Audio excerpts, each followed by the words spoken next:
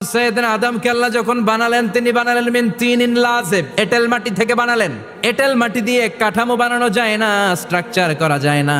এঁটেল মাটি জমিন থেকে নিয়ে আল্লাহ রেখে দিলেন 40 বছর। আর আকাশকে বললেন, ও আকাশ, এই মাটির উপরে 40 বছর তুমি বৃষ্টি দাও। 40 বছর এঁটেল মাটির উপরে বৃষ্টি জমতে জমতে জমতে জমতে এটা হয়ে গেল হামাইম মাসনুন, কাদামাটি। সুবহানাল্লাহ পড়েন। কাদামাটি থেকে গেল 40 বছর। কাদামাটি থেকে আল্লাহ সৈয়দনা আদম আলাইহিস সালামের ডাইস বানালেন। তারপরে আল্লাহ সূর্যরে বললেন, ও সূর্য, এবার আদমের কায়ার উপরে, মূর্তির উপরে তুমি 40 বছর সূর্যের আলো দাও।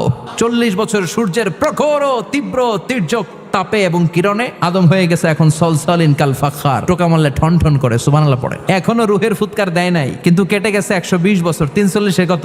120 বছর চলে গেল। এই বিশাল লম্বা সময়ে আল্লাহ বললেন, লাম ইয়াকুন শাইআম মাযকুরা, উল্লেখ করার মতো আদম কিছুই ছিল না। আমরা যারা সলিমুদ্দি কলিমুদ্দি, আমরা আমাদের মায়ের পেটের ভেতরে 40 দিন ছিলাম নুতফা, এক ফোঁটা বীর্য। তারপরে 40 দিন ছিলাম আলাকা, রক্তপিণ্ড। তারপরে 40 দিন ছিলাম মুদগা, গোশতপিণ্ড।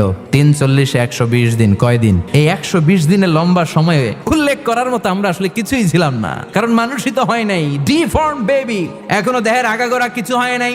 120 দিন পর ফেরেশতা এসে আমার দেহের মধ্যে ফুৎকার দিয়ে যায়, আমার হার্ট পার্টিশন চালু হয়ে যায়, আমার হার্টবিট চালু হয়, সিস্টোলিক ডায়াস্টোলিক, এই যে ধপ ধপ ধপ, এই প্রেসারটা ছাড়া মানুষ বাঁচে? ফুসফুসের কাজ কি? খালি ধপ ধপ করে, দম টানে আর দম নেয়, দম ফুরাইলে ঠুস।